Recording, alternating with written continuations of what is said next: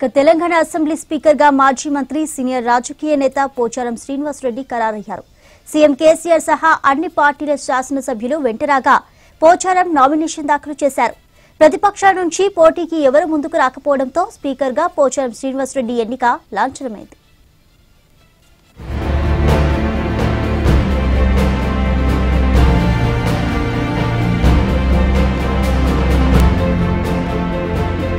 తెలంగాణ శాసనసభాపతి ఎవరనే ఉత్కంఠకు తెరపడింది. రాష్ట్ర 2వ శాసనసభాపతిగా బాన్స్వాడ శాసనసభ్యుడు మాజీ మంత్రి పోచారం శ్రీనివాస్ రెడ్డి ఖరారయ్యారు. పోచారం పేరును సీఎం కేసీఆర్ తో పాటు మల్లు బట్టి విక్రమార్క, అహ్మద్ బలాలా, రేఖా నాయక్, అబ్రహం ప్రతిపాదించారు. విపక్షాల నుంచి వేరే ఎవరూ పోటీకి దిగకపోవడంతో పోచారం ఎన్నిక లాంఛనమైంది.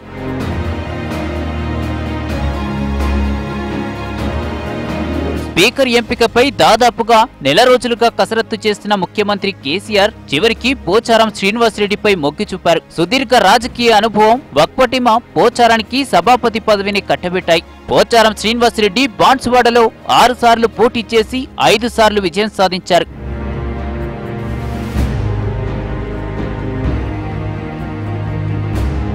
ఉమ్మడి నిజామాబాద్ జిల్లాలో అందరికన్నా సీనియర్ రాజకీయ నాయకుడిగా ఉన్న పోచారం శ్రీనివాస్ రెడ్డి 1976లో రాజకీయాల్లోకి వచ్చారు. 1977లో దేశాయిపేట సింగిల్ విండో చైర్మన్ గా రాజకీయ ప్రస్థానం ప్రారంభించిన ఆయన 1987లో జిల్లా డీసీసీబీ చైర్మన్ గా పనిచేశారు. 1989లో నిజామాబాద్ నుంచి ఎంపీగా పోటీ చేసి ఓడిపోయిన పోచారం 1994లో తొలిసారి బాన్స్వాడ నుంచి టీడీపీ తరపున ఎమ్మెల్యేగా గెలిచారు. 1998లో గృహ నిర్మాణ శాఖ మంత్రిగా చంద్రబాబు కేబినెట్ లో పనిచేశారు. 1999లో రెండోసారి ఎమ్మెల్యేగా గెలుపొంది పోచారం శ్రీనివాస్ రెడ్డి భూగర్భ గనులు, జలవనరులు, పంచాయతీరాజ్ శాఖ మంత్రిగా పనిచేశారు.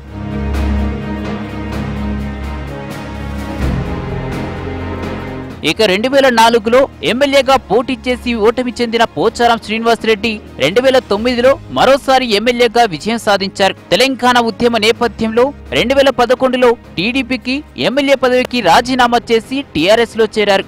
అనంతరం జరిగిన ఉప ఎన్నికల్లో 49,000 ఓట్ల మెజారిటీతో గెలుపొందారు.